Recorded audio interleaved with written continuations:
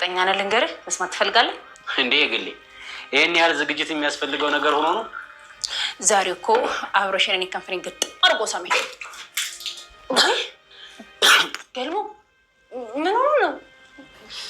ደነገጥኩ እኮ። እንዲህ ድንጋጤና ትንታ እንለይ እንጂ ጎበዝ።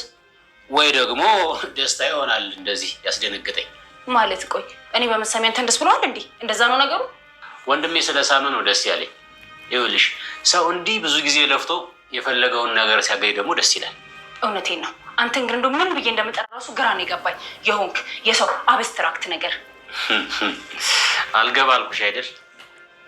ትንሽም ግን ከፍቶሻል አይደል? አልዋሽ። በእርግጥ እኔ ከድሮም ጀምሮ የምመኘው ነገር ስለነበረ ያው ትንሽም ቢሆን ደስ ብሎኛል። ትንሽም ግን ከፍቶሻል አይደል? በእርግጥ አዎ፣ አሁን ላይ እንደ ድሮ እኔ ለአብርሽ ስሜት ስለሌለኝ ደብሮኛል። ግን በሱ ፋንታ ደግሞ አንተ ብትሆን ነው የሳምከኝ። ይቅርታ፣ ቆይ እኔ ልሂድ መሰለኝ። እኔ እኮ እዚህ ቤት ለምን እንደመጣ አላውቅም። ይቅርታ። እንዴ ቆይ ሰውዬው የለውም እንዴ? ወይ ይሰውራል። አብርሽም እዚህ ክፍል ምንም የደበቀው ገንዘብ የለም። እሺ እና ቆይ እዚህ ብሩ የለም? አዎ የለም። አሁን ትወጣለህ ወይስ እዚህ ልታደር ፈልገህ ነው? ስለዚህ እንደዛ አቶ አብርሽ ብሩን ለፖሊሶች አስረከበ ማለት ነው? ይኸውልህ የኔ አባት፣ አብርሽ ብቻ ሳይሆን ቤተሰቡ በሙሉ ነው ይሄንን ነገር ሲወሰነበት። ቆይ ታዲያ እኔ እዚህ ቤተሰብ አባል አይደለሁም እንዴ? ውይ የኔ አባት አልሰማህም እንዴ? ይኸውልህ የአንድ ሰው ድምፅ ምንም ነገር አይፈይድም። ገንዘብ አሁን የለም፣ እብስ ሄዷል። አብርሽ በእንግዲህ በሚገርም ሁኔታ ከመጀመሪያ ጀምሮ ገና ልቡን እንኳን ማዘዝ ያልቻለ ሰው ዛሬ ደግሞ ለራሱ ተደናግሮ እንግዲህ ልጆቹንም እያደነጋገረ ነው የሚገኘው። የመጀመሪያው እንግዲህ የግሌን ነው። የግሌ መጀመሪያ እንግዲህ እሷ እንደምትወደው እንደምታፈቅረው በተደጋጋሚ ስትነግረው በእርምጃዋ ሰዎችን ለምን ትናገራላችሁ፣ ኢቭን ራሱ በስሙ ለምን ትጠራላችሁ ብላ የምትከራከር የነበረች ሴት ነበረች ማለት ነው። አሁን ላይ ግን እያለ መቼም የሰው ልጅ ሰዎች ስለሆንን በእርግጥ እንታገሳለን። ነገሮችን ብዙ ነገሮችን ልናይ ልናስተውል እንችል ይሆናል። ግን ምንም ያክል ጎበዞች ምንም ያክል ጀግና ብንሆን ግን ሰው በላያችን ላይ በሞራላችን ብዙ ሲረማመድ በጣም ከባድ ነው።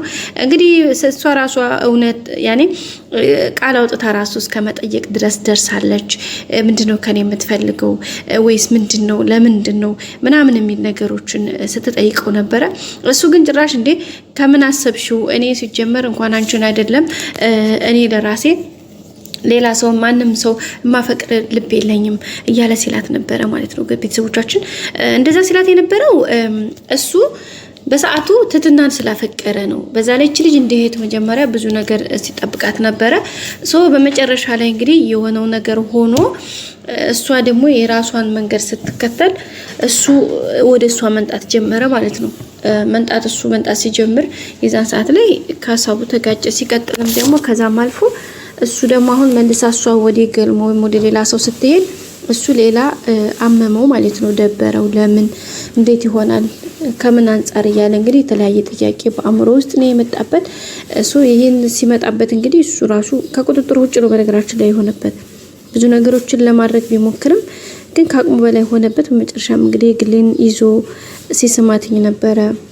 ምክንያቱም እሷ እንትን በማትለው ማለት ነው። ከዛም በኋላ ነው እንግዲህ ነገሮችን እንትን ለማለት በጣም ይቅርታ ብሎ እሷንም ከቤት ለመውጣት ሁሉ አስቦ ነበረ። ግን ይቅርታ ብሎ እንግዲህ ትትናም ከቤት መውጣት እንደሌለበት አንዳንድ ነገሮችን ነግረው ያው ለመታረቅና በዙ እንዲቀጥል ተደርጓል። ግን ይሄ ያን ያክል አሳማኝና ጥሩ ነገር አይደለም። ምክንያቱም አሁንም ቀጣይ እሱ በዚህ ባህር እንትን የሚል ከሆነ ለቀጣዩ የማይደግም ከሆነ ለዛሬ ይቅርታ አድርጌልሃለሁ ብለዋለች።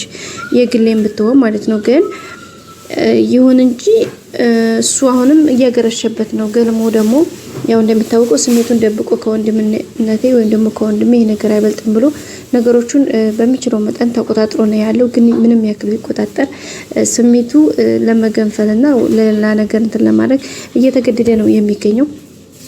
ምክንያቱም ይሄ ነገር በጣም ከባድ ነው። እንግዲህ ኮንፈረንስ አመኝ እኮ አብርሽ ብላ ስትነግረው የግሌ እንግዲህ በጣም ነው የደነገጠው። ምክንያቱም ወዲያው ያለው ውሃ ወደ ላይ እስከሚመለስ ድረስ ነው እንግዲህ የደነገጠው። ምክንያቱም ያው አንዳንዴ አፋችንን ምንም ያክል ብንከላከለው አፋችንን ብንከላው ምንም ያክል ግን ከእውነታው ልናርቀው አንችልም። ምክንያቱም ልባችን እውነታውን አእምሯችን የሚያውቀውን ስለሚያውቅ ማለት ነው። ስለዚህ በዚህ ልክ ነው ነገሮች ሲስተካከል የነበረው። በመጨረሻ ግን ገልሞ ራሱ አዎ ልክ ነሽ በቃ እንደፈለግሽ አልኪኝ እያለ ነው። እሷም ትናንትና በነበረው ሰዓት ላይ ግን የሳመኝ ደግሞ አንተ ሆነ ቢሆን ጥሩ ነበር ስትለው በጣም አፍሮ ተሽኮርሞ እንግዲህ ላጠውሎ ነው የወጣው። ምክንያቱም ያው ለአብርሽ ቦታ ስለለቀቀ ግን እሱ ደግሞ አብርሽ ደግሞ እንግዲህ ትትና አሁን እሱን ትፈልጋለች በቃ እያለ ነበርና እሱ አሁን ግን ወደ እሱ እንድትሆን ወይም ማለት ወደ እሱ ሳይሆን እኔ ራሴ ሰው አለኝ ግን አንቺ የምፈልጊው ሰው እንደኔ እንዳያመልጥሽ እና ጊዜሽን ተጠቀሚ እያላት ነበረ። ያው ምክር ጭምር ማለት ነው። እሷም እንግዲህ ምን ማለት ነው እያለች ነው የምትገኘው። እሱ የሆነ ፍቅር ጥያቄ ያቀርብልኛል ብላ እየሰበች እየጠበቀች ነው። ግን እሱ ደግሞ በጭራሽ ምክንያቱም ልብ የሚፈልገው እውነተኛ ትክክለኛ ፍቅር ያለኝ ለካ ከየግሌ ነበር እያለ ነው የሚገኘው። እሱም እንግዲህ በጣም ከባድ ነው እውነት ለመናገር ነገሮችን ለማስተካከል ብዙ ነገሮች እየሞከረ ነው ግን አልቻለም። አንዳንዴ የልባችን ውሳኔ ሳናቅ ምንም የሆነ ስሜት ስለተሰማን ብቻ ስንከተል ከእውነታው ዓለም ወይም ደግሞ ከትክክለኛው መስመራችን እንወጣለን። ገብቷቸዋል። እንግዲህ አብርሽም እሱ ነገር ነው የሆነበት። ሌላው ደግሞ እንግዲህ በዘረ ብር ጉዳይ ብዙ ቤተሰቡ ሲተራመስ ነበር እንደሚታወቀው። ግን በመጨረሻ ዛሬ ብሩንም ይዘው ሄደው ለፖሊስ አስረክበውታል ማለት ነው። ብሩንም እንግዲህ ለፖሊስ ያስረክቡ ፖሊስ እንግዲህ መረጃዎችን አጠራርቶ ነው እንትን ያለው። በመጨረሻ ግን ቤታቸው የመጣ ሰው አለ ግን የብሩ ባለቤት እንዳይሆን የሚል ሀሳብ አለ። ምክንያቱም የሆነ ሰው በዚህ ጋር በቤቱ አካባቢ ሲዞር ነበረ ብሎ ተናግሯል እንትና ገልሞ ማለት ነው። ስለዚህ አሁን መታችሁ መረጃ እንዲሰጡ ተብለዋል። ብሩን ሰጥተዋል አስረክበዋል ለፖሊስ። ግን እነሱ አላጠፉም። እንግዲህ ብዙ ውሽኪያ ነበረ ግን በመጨረሻ ነገር እየሹ በዛ ልክ ነው ያለቀው። መሳይ እንግዲህ ብዙ ጥሩ ነበረ ገንዘቡን ከነሱ ለማምለጥ ገንዘቡን ለመውሰድ የራሱ ለማድረግ ብዙ ነገሮችን ሞክሯል ግን አልተሳካለትም። በመጨረሻም እንግዲህ ብሩ ሲሰጥ እሱም በጣም ነው የተናደደው። ያው ተንከሲስም እንግዲህ ሞክሮ ነበረ ግን አልተሳካለት አለ ማለት ነው። ሲያየው አንደኛ ከቤተሰቦቹ ከጓደኞቹ ላይ ያጣላው ነው፣ ሁለተኛ ደግሞ የሱንም ህይወት አስፈሪ አደጋ ላይ የሚያደርግ ነገር ሆኖ ስላየው በመጨረሻ እንግዲህ ያንን ነገር ነው አማራጭ አድርጎ የወሰደው። ስለዚህ በዚህ ነው እንግዲህ የግሌ ማሁን ላይ እንግዲህ ለገልሞ ያላትን ነገር አሁንም ዲፕሊ ለመግለጽ እየሞከረች ነው። በቃ እኔ ለምን አትረዳኝም እያለች ነው። እሱ ግን ለመረዳት ተቸግሮ ሳይሆን ከሷ በላይ እሱ ጋር ስሜቱ አለ። ግን አብርሽን ወይም ደግሞ ጓደኛው ወንድሙን በቃ በምንም አይነት ነገር ማስከፋት ወይም ደግሞ ማሳዘን አይፈልግም። ከዛ አንፃር ነው። ስለዚህ እሱም እንግዲህ ተፍተፍ እያለ ነው። ተንከሲስም እንግዲህ አሁን ላይ ያችን እሷ ልጅቷን ከራሱ አስወግዷል ወይም ደግሞ አባሯል። እንግዲህ በባለፈው እንደምታውቀው የግሌን ገረድ ብላ ተሳድባ ነበርና በዛ በተሳደበችው እንግዲህ ሁሉም ሰው ተቆጥተውባት ነበረ። አብርሽ በጥፊ መቷት ነበር። ተንከሲስም እንግዲህ ከቤት እንድትወጣ ጨርቋን አስይዞ ነው ያስለቀ። ተንከሲስ ግን ማን ነው መሳይ ግን አሁንም ሄዶ እሷ ጋር አንዳንድ ነገሮችን ያወራት ነበረ። ድጋሚ አብረው መቀጠል እንዳለባቸው፣ ሌላ ስትራቴጂ መደፍ እንዳለባቸው፣ ነገሮችን ማስተካከል እንዳለባቸው እየፈለገ ነው። ግን የሚስተካከልለት አይመስለኝም ማለት ነው። ውድ ቤተሰቦቻችን ከዚህ ባለፈ እንግዲህ ምንም የሚደረግ ነገር የለም። እንግዲህ አብርሽም አሁን ላይ ከሁለት የወጣ ጎመን ሆኗል።